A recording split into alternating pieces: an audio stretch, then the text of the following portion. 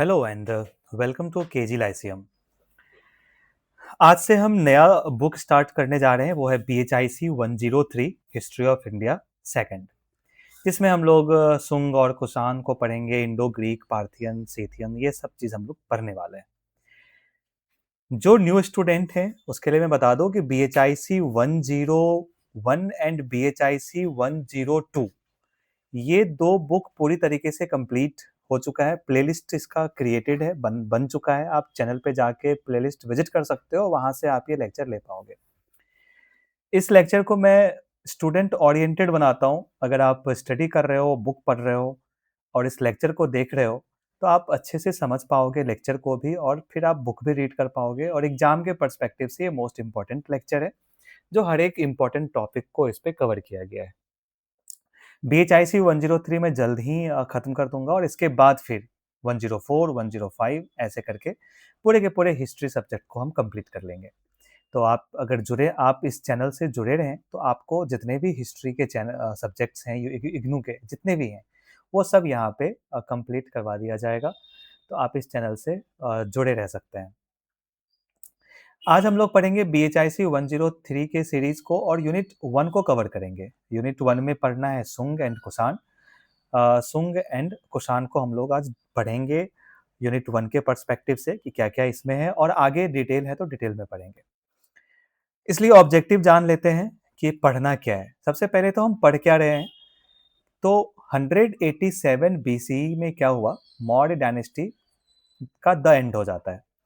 मौर्य के एंड के बाद यहाँ पे सुंग डायनेस्टी अपना एक नया डायनेस्टी मौर्य के जगह पे ओवरटुक करके अपना एक एम्पायर क्रिएट करता है।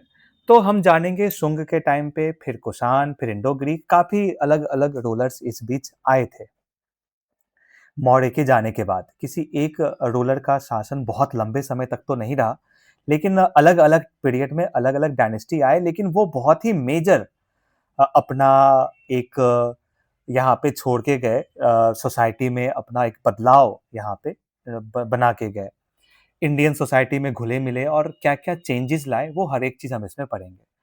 तो इसी बदलाव में, इसी चेंज में हम लोग पढ़ेंगे कि पॉलिटिकल इवेंट्स में क्या क्या चेंजिंग आया मौर्य पीरियड के बाद।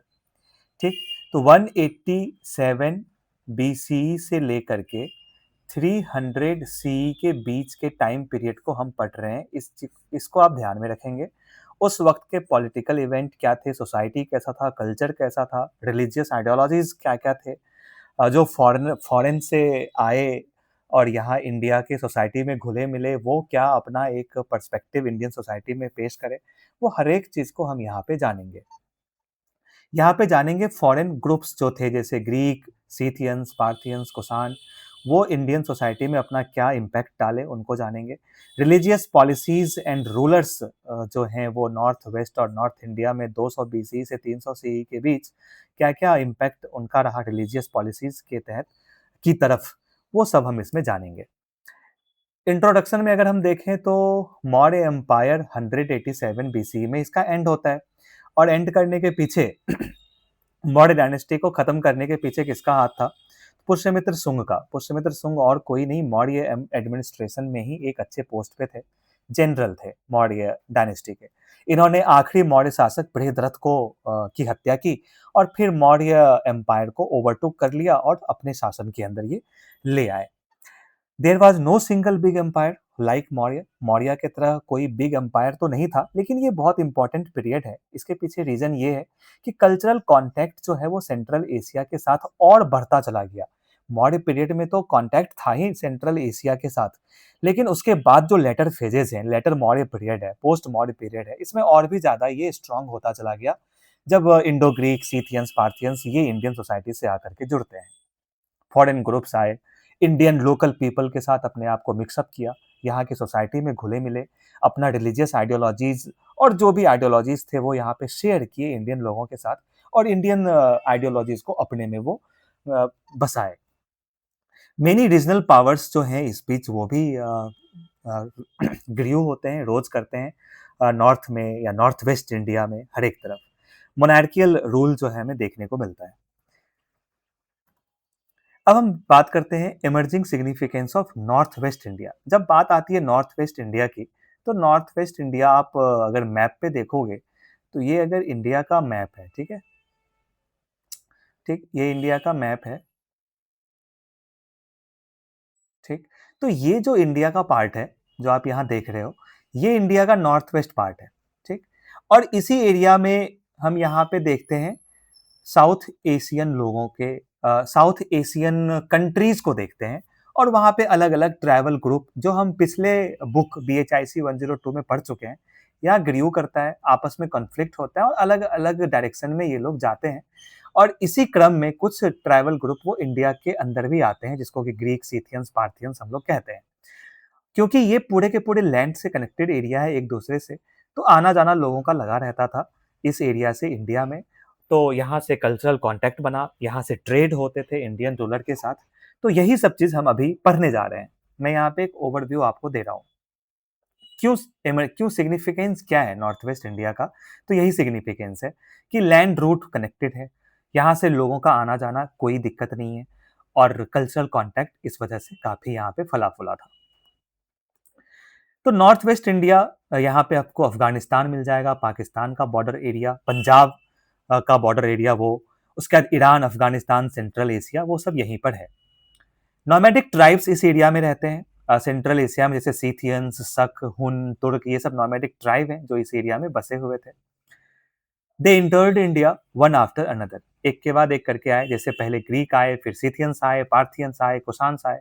तो ये सबका जो ट्रैवल ग्रुप था वो इस तरह से था। ग्रीक को यवन कहते थे, सीथियंस को शक कहते थे, पार्थियंस को पहलव कहते थे, और कुषाण को युची ट्राइब जो है वो कुषाण डायनेस्टी को बनाता है।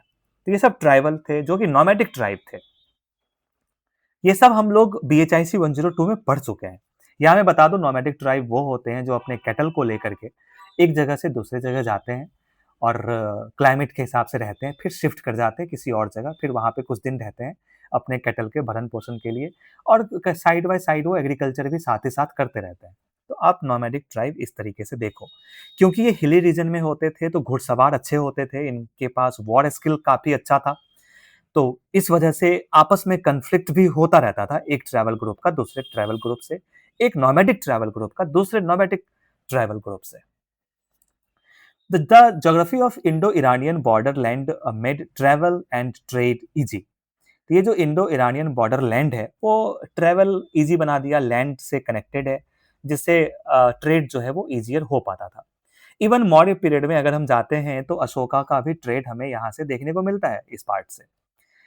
इन द ईस्ट, ये हो गया नॉर्थ वेस्ट वाली बात हम लोग कर रहे थे, ठीक।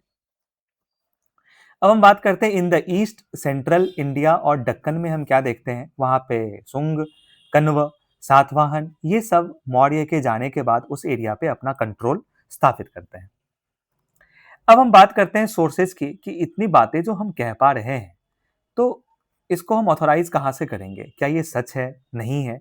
तो वो हिस्ट्री में हम लोग फिर पढ़ते हैं सोर्सेज, और उस सोर्सेज से हमें पता लगता है कि जो बातें यहाँ पे लिखी गई हैं, हाँ वो सच है।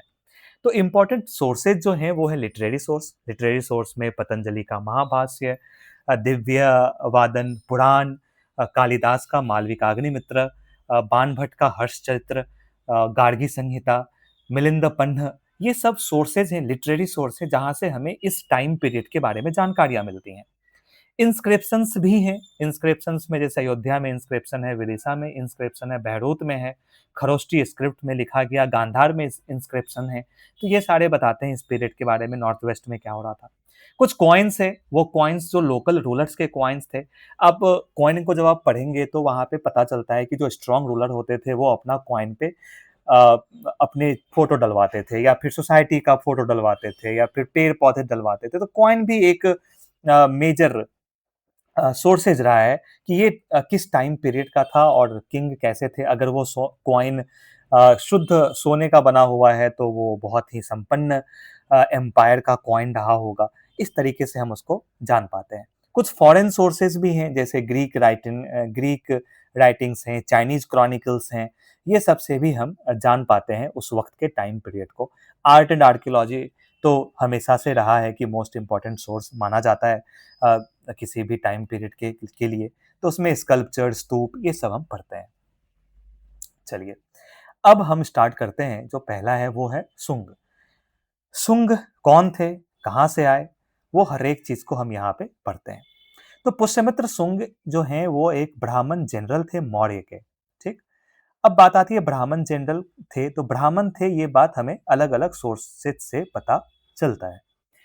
ये क्या किए, 187 बीसी में आखिरी जो मौर्य रूलर थे बृहद्रथ, उनकी हत्या करते हैं और फिर ओवरटुक करते हैं पूरे के पूरे मौर्य एम्पायर को, एक नया डायनेस्टी बनाते हैं, सुंग डायनेस्टी।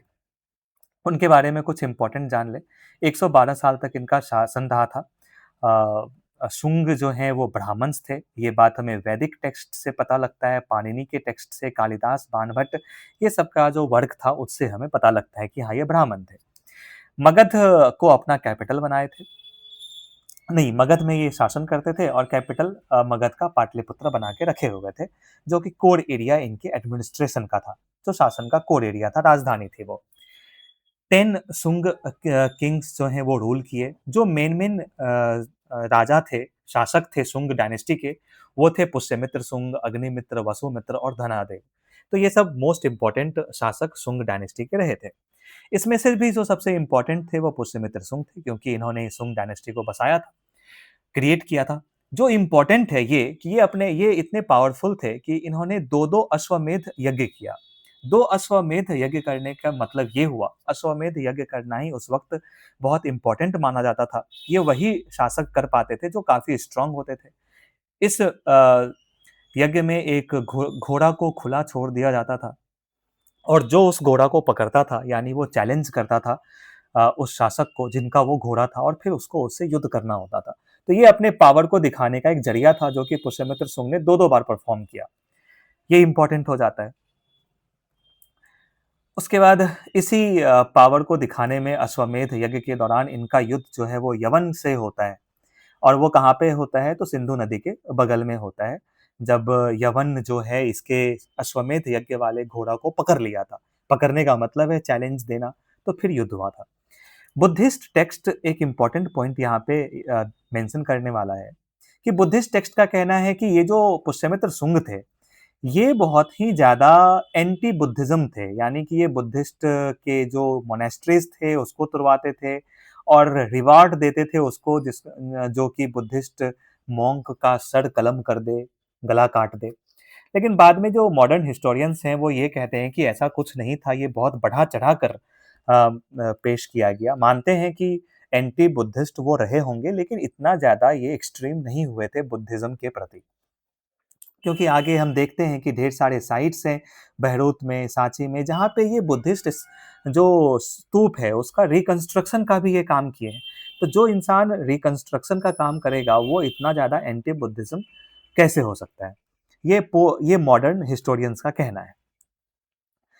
तो अब जानते हैं कि जो शासक थे ये सुंग डायनेस्टी के, ये अपने आप को स्ट्रांग दिखाने के लिए महाराजा, राजा-राज, इस तरह के टाइटल लगाते थे अपने नाम के आगे, और ये टाइटल मिसिंग था मौर्य पीरियड में। मौर्य पीरियड में इतना कोई भी इन्फ्लुएंशियल टाइटल नहीं लगाया जाता था। एग्जाम्पल के लिए अगर हम सम्राट अशोक की बात करें, तो अशोक का टाइटल सिर्फ और सिर्फ राजा ही था। वो राजा से ऊपर नहीं गए थे, अपना टाइटल राजा तक ही ये सीमित करके रखे थे। उसके बाद ये वैदिक सैक्रिफाइस करते थे, अश्वमेध यज्ञ करवाते थे, तो अपने आप को स्ट्रॉन्ग सुंग रूलर्स दिखाते थे।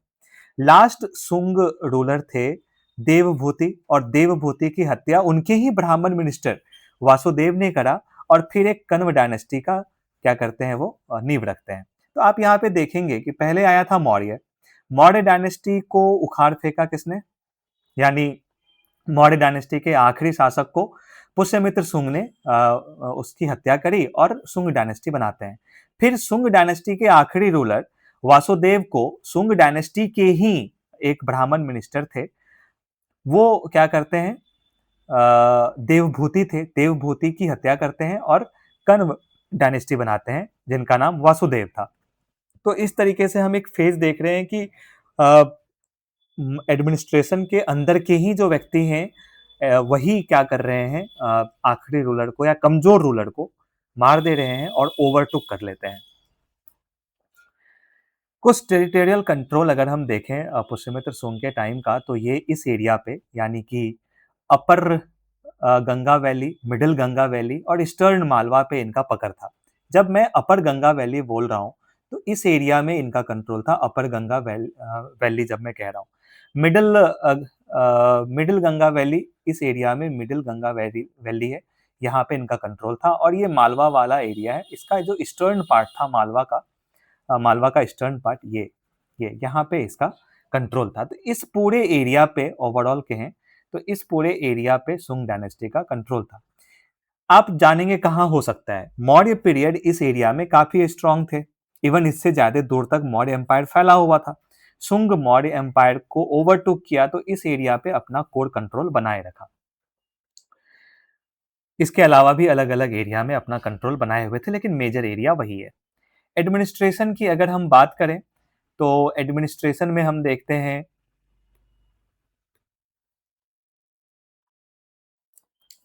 कि काउंसिल ऑफ मिनिस्टर्स, जिसको कि मंत्री परिषद या सभा कहते हैं, वो पूरे के पूरे एडमिनिस्ट्रेशन को चलाते थे। सेंट्रल एडमिनिस्ट्रेशन जो है वो पाटलिपुत्रा में रखा हुआ था, क्योंकि पाटलिपुत्रा इनका कैपिटल था। प्रोविंस में डिवाइड कर दिया गया था पूरे एम्पायर को, और जो प्रोविंस था वो गवर्नर के अंडर था, और गवर्नर वो होते थे जो रॉयल ब्लड होते थे, जिसको हम राजकुमार कहते हैं, शाही खून, है ना, वो इसको संभालते थे। कमांडर वाला जो पोस्ट है, आर्मी कमांडर का पोस्ट, वो भी जनरली प्रिंस जो रॉयल ब्लड होते थे उनके द्वारा ही संभाला जाता था। पुष्यमित्र के जाने के बाद जो है वो किंगडम वीकन हुआ, और बाद में तो हम जान ही रहे हैं कि किस तरीके से आखिरी रूलर को मार दिया गया, और फिर नया जो है कन्व शासक, कन्व एम्पायर यहाँ हमें देखने को मिलता है। शुंग का कुछ हम अगर रिलीजियस फील्ड में और आर्किटेक्चर में देखें तो उसमें ये हम देखेंगे कि बहरुत स्तूप और बोध गया में और सांची में ये इन्होंने बुद्धिस्ट मोनेस्ट्रीज को रिनोवेट करने का काम किया। जैसे कुछ रेलिंग्स थे सांची स्तूप के, उनको रिकंस्ट्रक्ट किया। गेटवे जिसको तोरण कहते हैं, उसको ये रिकंस्ट्रक्ट किए थे। तो इस वजह से मॉडर्न हिस्टोरियन कहते हैं कि आप उनको पूरी तरीके से एंटी बुद्धिज्म ना माने तो बेहतर है, क्योंकि वो बुद्धिस्ट स्तूप पे काफी वर्क करे हैं। और इनका जो आर्ट था उसमें रिच प्लांट मोटिफ दिखाया गया, ह्यूमन फिगर्स को दिखाया गया, जो चित्रकारी होती थी, जो फिगर्स बनते थे, बुद्धा के लाइफ को भी दर्शाया गया है इनके आर्ट में। और भी मेजर मेजर जो एक्टिविटी हैं वो भी दिखाया गया था उस वक्त। कुछ सोशल एंड रिलीजियस मिक्सिंग भी हमें देखने को मिलता है। स्मॉल टेराकोटा फिगर हमें देखने को मिलता है। टेराकोटा फिगर मतलब जो मिट्टी के मूर्ति होते थे छोटे छोटे, वो स्टोन के स्कल्पचर हमें देखने को मिलते हैं। पत्थर को काट करके हॉल बनाया गया था, उस हॉल वो हमें देखने को मिलता है। ये सब चीज फ्लोरिस्ट किया था। अब हम बात करते हैं इंडो ग्रीक की, कि इंडो ग्रीक कहाँ से आए। तो इंडो ग्रीक जो है, आफ्टर अलेक्जेंडर, ग्रीक्स जो हैं वो बैक्ट्रिया में सेटल होते हैं, और 250 बीसी के आसपास ये बैक्ट्रिया भी ब्रोक कर जाता है, ढेर सारे छोटे छोटे किंगडम बन जाते हैं। उसी में से जो है वो एक इंडो ग्रीक थे, जो वहाँ पे काफी कॉन्फ्लिक्ट हो रहा था इस साउथ एशियन वाले रीजन में। तो फिर वो सब निकल करके जाने लगे अलग अलग एरिया में। तो ये चाइना की तरफ जाना शुरू करते हैं, लेकिन हम सब जानते हैं कि चाइना उस वक्त तक ग्रेट वॉल ऑफ चाइना बना चुका था, तो यहाँ पे इनका रास्ता रुक जाता है। फिर ये इंडिया की तरफ आना चाहते हैं, क्योंकि काफी पॉलिटिकल कियोस फैला हुआ था उस एरिया में, जिस एरिया में ये लोग रहते थे, अभी का अफगानिस्तान ईरान वाले रीजन में। तो वहां से एक ऐसे एरिया को ये लोग बसना चाहते थे जिस एरिया में शांति हो। तो इसी क्रम में वो इंडिया की ओर आए और इंडियन कल्चर से घुले मिले। तो ये इंडो ग्रीक का इनिशियल स्टोरी है। उसके बाद हम पढ़ते हैं इंडोसीथियन। इंडोसीथियंस जिसको हम लोग शक कहते हैं, और इंडो पार्थियन। तो इंडोसीथियंस जो हैं वो फर्स्ट मेजर नोमैडिक ग्रुप थे, कहाँ के? साउथ एशिया के। ठीक। और ये भी इसी क्रम में इंडिया की तरफ आए, एक ऐसा एरिया ढूंढ रहे थे जहाँ पे ये सब बस सके और अच्छे से अपने शासन व्यवस्था को कैरी ऑन कर सके। तो जो इंडोसीथियंस यानी जिसको हम लोग शक कहते हैं, उसके इंपॉर्टेंट रूलर हैं एजिस वन, एजाइलिस और एजिस टू। फिर हम पढ़ते हैं इंडो पार्थियन। इंडो पार्थियन जिसको पहलव भी कहते हैं, इनके फाउंडर गोंडोफर्स थे। गोंडोफर्स भी इसी क्रम में कि किसी शांत एरिया में जाएं, तो इसी सबका एक ही रूट था, और उसी रूट में सब आकर के इंडिया की ओर बसे थे, क्योंकि चाइना वाला एरिया ब्लॉक था, तो इन लोगों को अगर आना भी था तो वो इंडिया वाले एरिया में ही आते। तो इस तरीके से ये लोग इधर आते गए और सोसाइटी में घुलते-मिलते चले गए। आगे के यूनिट में हम लोग डिटेल्स में इन सारे किंगडम को, एम्पायर को पढ़ेंगे। अब बात करते हैं कुषाण की, ठीक? कुषाण ठीक? कुषाण जो है ये मोस्ट इम्पोर्टेंट पावर है मौर्य पीरियड के बाद, पोस्ट मॉड पीरियड में। ये यूची ट्राइब नोमैड जो सेंट्रल एशिया में था, उसका ही एक पार्ट है। मतलब ये यूची ट्राइब थे जो खुद को कुषाण कहलाए। इनका भी वही था कि जो सबका प्रोसेस पहले रहा था, उसी प्रोसेस से ये भी आए। They turned a small principality into a huge empire covering part of ये Uzbekistan, Afghanistan, Chinese, central Asia, north west Asia, ये पूरे एरिया को कवर करके ये बहुत ही बड़ा अपना एक एम्पायर बना करके रखे थे। और इनका एम्पायर कहीं न कहीं बिहार के भागलपुर तक, आखिरी ईस्ट वाले रीजन में पहुँच चुका था। ठीक? तो कुषाण बहुत इम्पोर्टेंट है। अर्ली डेज में बात करें तो कुषाण का जो फर्स्ट मेजर रूलर है वो कुजोला कैटफिशेस, और उसके बाद जो है नेक्स्ट इम्पोर्टेंट रूलर वो वेमा कैटफिशेस है। तो कुजोला कैटफिशेस इम्पोर्टेंट थे, वो बड़े बड़े टाइटल लगाते थे अपने नाम के आगे, जैसे the great king, king of Kings, इस तरह का ये टाइटल लगाते थे। फिर इसमें फिर कुषाण में एक और इम्पोर्टेंट, मोस्ट इम्पोर्टेंट आप कहेंगे जो किंग थे वो कनिष्क वन थे। कनिष्क वन के बारे में हमें रवातक इंस्क्रिप्शन से पता लगता है। रवातक इंस्क्रिप्शन जो कि अभी अफगानिस्तान में है, वहां से हमें कनिष्क के बारे में पता लगता है। और कनिष्क के टाइम पे सबसे ज्यादा टेरिटोरियल एक्सपेंशन का काम कुषाण डायनेस्टी ने किया था, इसलिए कनिष्क फेमस है। कनिष्क का एक ह्यूज स्टेच्यू हमें मथुरा से मिला। कनिष्क के साथ भी हम वही टाइटल देखते हैं, great king, king of Kings, son of God. तो आप ये देखेंगे कि कनिष्क इसलिए फेमस है क्योंकि कनिष्क के टाइम पे टेरिटोरियल एक्सपेंशन, यानी कि ये जो रूल करने का एरिया था वो बहुत ज्यादा बढ़ा दिया था। ठीक? जो टाइटल इनके द्वारा लगाया जा रहा था वो महाराजाधिराज, देवी पुत्र, इस तरीके, केसरे हिंद, इस तरीके का ये टाइटल लगाते थे। उसके बाद पेशावर का जो नाम है उसका नाम बदल करके कनिष्कपुर कर दिया गया था इनके रेन में। ये एम्पायर जो है, यानी जो कुषाण है, इसका कंट्रोल सिल्क रूट पे था, और सिल्क रूट पे कंट्रोल होने का मतलब है कि वो एम्पायर बहुत ही ज्यादा स्ट्रांग होगा इकोनॉमिकली, क्योंकि जो भी ट्रेड था उस सारे ट्रेड पे इसका टैक्स लगाया जाता था। तो ये हम कुषाण के बारे में पढ़ें। कुषाण के बारे में और देखें तो कुषाण के जो सक्सेसर्स थे, जो कनिष्क के सक्सेसर्स थे, उसमें से एक हुविष्क है, वासुदेव है। हाँ, ये सब इसके सक्सेसर थे। बाद में कनिष्क 2 आए, कनिष्क 3 आए, वासुदेव आए, और इस तरीके से ये डायनेस्टी एंड हो जाता है बाद में। इसके एडमिनिस्ट्रेशन की अगर हम बात करें कुषाण की, तो ड्यूअल नेचर का एडमिनिस्ट्रेशन था। सीनियर यानी किंग जो महाराजा, बड़े बड़े राजा होते थे, फिर जूनियर किंग्स जो प्रोविंस पे राज करते थे। एम्पायर डिवाइडेड इनटू क्षत्रप, क्षत्रप में इनका एम्पायर डिवाइडेड था, क्षत्रपीज उसको कहते हैं, और क्षत्रपीज पे जो कंट्रोल करते थे उनको क्षत्रप कहते थे। ठीक? और ये जो सिस्टम है वो शक से लिया गया था, इस तरीके से ये रूल करते थे। तो अब हम रिलीजियस पॉलिसी देख लें कुषाण का। तो रिलीजियस पॉलिसी बहुत ही टॉलरेंट था, प्लुरलिस्टिक था, यानी कि हर एक भगवान का इज्जत था यहाँ पे। यहाँ हम ईरानियन डेटीज का भी वर्शिप देखते हैं, यहाँ हम बुद्धाज को भी देखते हैं, उसका भी एक स्थान था। यहाँ हम इंडियन गॉड शिवा का भी एक इज्जत देखते हैं, रिलीजियस पॉलिसी में उनका भी एक स्थान दिया गया था, और अलग अलग देवी देवताओं का। तो हम कह सकते हैं कि यहाँ के लोग काफी खुश थे यहाँ के रिलीजियस पॉलिसी से। कोई सिंगल रिलीजन यहाँ पे फॉलो करने के लिए नहीं कहा जा रहा था, कुछ भी फोर्स नहीं किया जा रहा था। तो रिलीजियस पॉलिसी जो जो थे यहाँ पे, वो बहुत ही बढ़िया हमें देखने को मिलता है। इसके साथ साथ देखें डायनेस्टिक, एक सेकंड, डायनेस्टिक सेंचुरीज में, तो कुषाण बिल्ट स्पेशल टेम्पल्स, ये स्पेशल टेम्पल्स बनाए। रबातक इंस्क्रिप्शन मेंशन से Nana century which with images of earlier kings and Kanishka himself, मतलब राजा का मंदिर बनाया जा रहा था कुषाण के टाइम पे। तो आप समझ सकते हैं कि यहाँ पे किंग का कितना ज्यादा वैल्यू रहा होगा। रबातक इंस्क्रिप्शन में कनिष्क के मंदिर का भी जिक्र किया गया है ना? और इनको बागो कहा जाता था, बागो मतलब भगवान। तो this cult of emperor help unite a very diverse empire. तो ये जो एम्पायर एम्परर का कल्ट था कि मैं भगवान हूँ, मैं शासन करता हूँ आप लोगों के लिए, भगवान के द्वारा मैं भेजा गया हूँ। तो ये पूरे डाइवर्स एम्पायर को एक करने का काम किया जा रहा था इसके माध्यम से। इंडियन सोसाइटी पे क्या इम्पैक्ट छोड़ा? सबसे पहले तो ये सब फॉरेनर्स थे, ये इंडियन सोसाइटी में घुसे और यहाँ पे एब्जॉर्ब हो गए और ढेर सारे जो फॉरेनर एक्टिविटी थे वो कंट्रीब्यूट किए इंडियन सोसाइटी को। क्या-क्या कंट्रीब्यूट किए?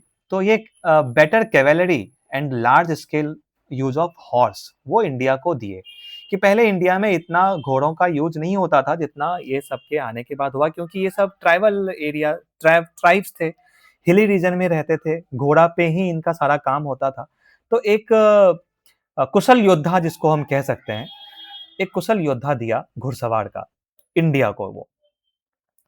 उसके साथ-साथ रेन्स एंड सैडल्स जो घोड़ा में हम लोग देखते हैं, लगाम घोड़ा का जो लगाम होता है, वो सब पे काफ़ी बेस्ट एक्सपर्टाइज़ हासिल था in central tribal nomadic group को जो इंडिया में आते हैं। इंडो ग्रीक्स, शक, कुषाण ये सब। तो ये सैडल, स्टीयरअप, जो ये स्टीयरअप होता है जिस पे पैर रख के घोड़ा पे चढ़ते हैं। ये सैडल होता है जिस पे बैलेंस बनता है घोड़ा का, सीट होता है ताकि घोड़ा कितना भी दौड़े, तो फिर जो राइडर होते हैं उनको दिक्कत नहीं होता है। इसको हम लोग रेन कहते हैं, जिसको हम लोग लगाम कहते हैं। ये सब एक बेटर घोड़ा को सजाया जाता था इन लोगों के द्वारा, वो चीज़ इन लोगों ने इंडियन सोसाइटी को दिया। नए क्लॉथिंग सिस्टम, एक नए तरह का वस्त्र, कपड़े वो इंडियन सोसाइटी में आया, जैसे टर्बन, ट्यूनिक, ट्राउज़र का यूज़, ये सब चीज़ हम देखते हैं। लॉन्ग कोट जो पहनते थे वो सब वहीं से आया है। कैप, हेलमेट, बूट ये सब जो है वो नोमैडिक ट्राइब का ही हिस्सा था जो कि इंडियन सोसाइटी ने एब्ज़ॉर्ब किया।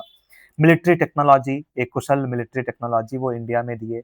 This was one of the periods of greatest foreign assimilation in Indian history, यानी कि बहुत ही ज़्यादा मात्रा में हम देखते हैं कि एसिमिलेशन होता है इंडियन हिस्ट्री में इस ट्राइबल कल्चर का। नेक्स्ट हम देखें तो नॉन मोनार्कियल पावर भी हमें यहाँ देखने को मिलता है। इससे इससे पहले तो हम लोग देखें कि किस तरीके से मोनार्कियल पावर था, खुद को राजा कहते थे, बड़े-बड़े टाइटल लगाते थे।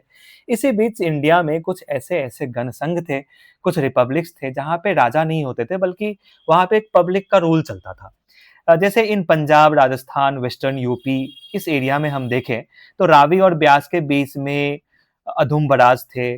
ब्यास और यमुना के बीच में कुनिंदास थे। रावी और सतलज के बीच में त्रिगर्त थे। उसके बाद सतलज और यमुना के बीच में यौधेय थे। तो ये सब एरिया में जो है, ये सब किसी एक राजा के द्वारा शासन नहीं किया जा रहा था। यहाँ पे एक तरीके का रिपब्लिक था, है ना? नॉन मोनार्कियल पावर हमें यहाँ देखने को मिलता था। ये भी सिक्का इश्यू करते थे, लेकिन कम्युनिटी के नाम पे इश्यू करते थे, जिसको हम लोग गण कहते हैं। तो दीज़ स्टेट्स स्लोली चेंज्ड, धीरे-धीरे ये भी चेंज हुआ, मोस्टली डिसअपियर हो गए या फिर कुछ डायनेस्टी में समा गए। तो ये सब चीज़ हमें यहाँ देखने को मिलता है। तो समराइज अगर हम करें इस यूनिट को, तो after the Mauryas central Asian groups entered north west India and created powerful kingdom. Maurya के जाने के बाद जो है कुछ tribal group north west India में घुसते हैं, जैसे ग्रीक, शक, पार्थियन, कुषाण, और ये पावरफुल किंगडम बनाते हैं। शुंग का फिर एक एम्पायर बनता है, ruled from Magadha and revived brahmanical practice को ये रिवाइव किए शुंग आकर के। फिर कुषाण एक जो है वो लार्जेस्ट एम्पायर बनाता है, ठीक, सिल्क रूट पे कंट्रोल करता है। तो foreigners were absorbed in Indian society, foreigner जो है वो इंडियन सोसाइटी में पूरी तरीके से एब्जॉर्ब हो गए, घुल मिल गए, और नए मिलिट्री टैक्टिक और कल्चरल एलिमेंट्स जो है वो इंडिया में देते हैं। लोकल गण संघ भी इसी बीच हमें देखने को मिलता है, जहाँ कोई राजा का शासन नहीं था, एक गणसंघ था, एक रिपब्लिक था, वो भी हम यहाँ देखते हैं, और ये सब इंटरकनेक्टेड इंडिया का एक निर्माण करता है। तो इस यूनिट में इतना ही था, फिर मिलते हैं नेक्स्ट यूनिट में। Thank you.